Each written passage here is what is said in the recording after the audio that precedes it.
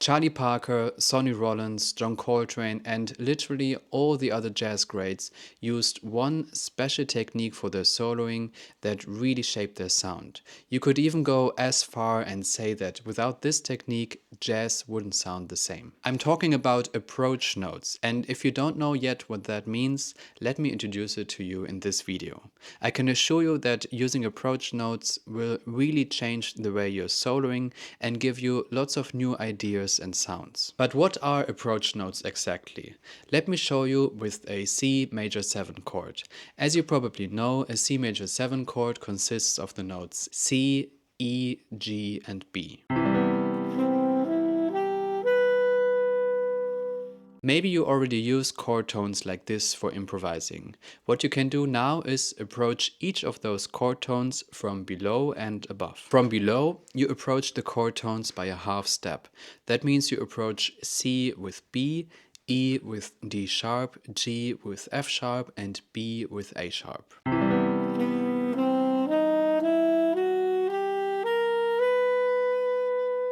If you want to approach the chord tones from above, you use the diatonic neighboring note that is above the chord tone. This might sound a little bit complicated, but what it essentially means is that you first have to figure out which scale to use for the chord, and then you pick the scale tone that lies above the chord note you want to approach. So for this C major chord, we use the regular C major scale.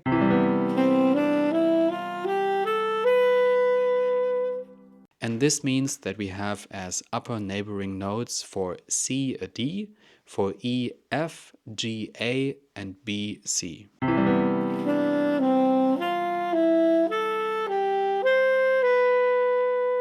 Let me show you a few examples of phrases that use these two types of approach notes.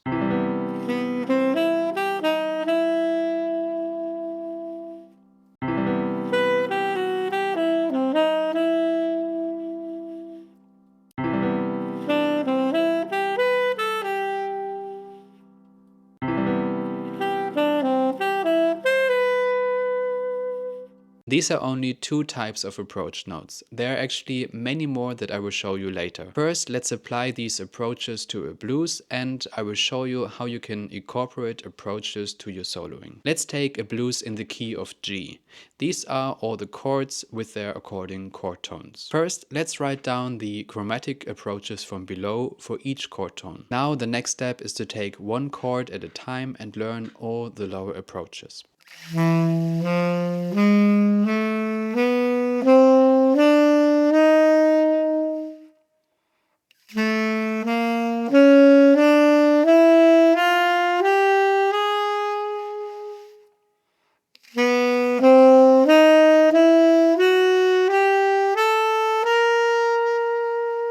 When you feel comfortable doing that, you can try to play the lower approaches throughout the form with a play along.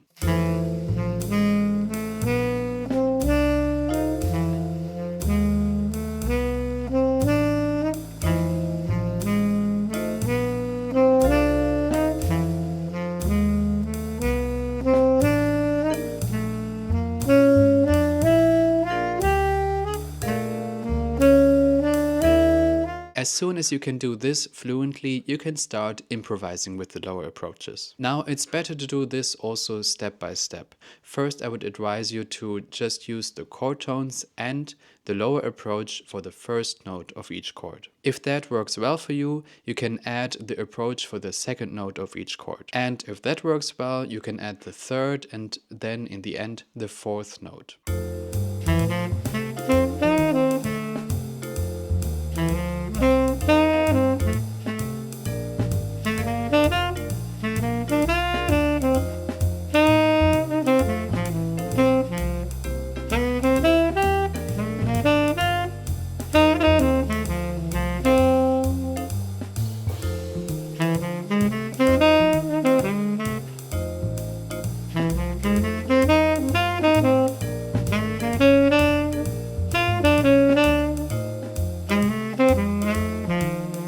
Next, we want to practice to approach each chord tone from above. As you might remember, what we need for that is the upper neighboring note from the scale. So first we have to find out which scale to use for which chord. I'm not going to explain in detail now how to find out the scale for each chord, because this would make this video pretty long, but after you found out all the scales, this is how the approaches from above look like. The steps for practicing the upper approaches are the same as practicing the lower approaches. First, we practice each chord separately.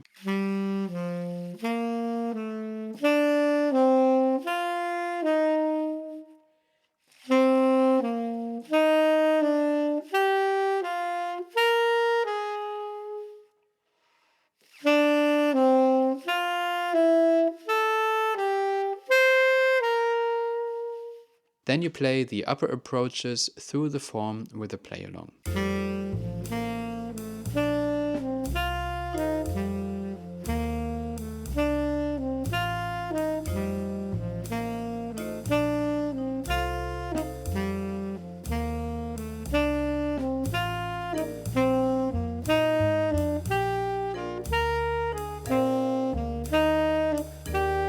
The last step again is to incorporate the upper approaches into your soloing, and for that you can again start by using only the chord tones for each chord plus the approach for the first note. Then when this works well, you can approach also the second note from above, then the third note and the fourth note. I know this is quite a lot to practice, but let me show you as a motivation how you could sound after practicing the lower and upper approaches for a while.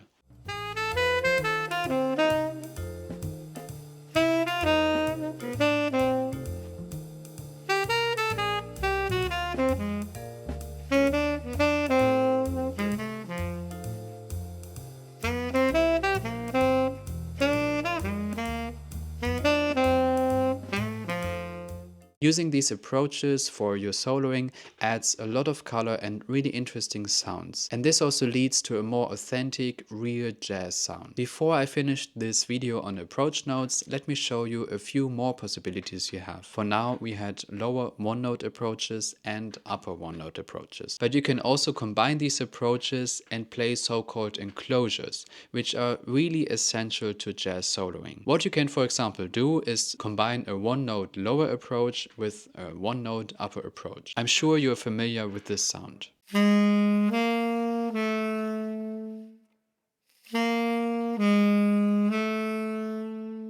There are many more possibilities. Let's for example look at the famous blues head straight note chaser by Thelonious Monk. This one uses a double chromatic approach from below. If you would like me to cover more types of approach notes in another video, let me know down in the comments. Thanks for watching. I hope this video will be helpful for you and see you next time.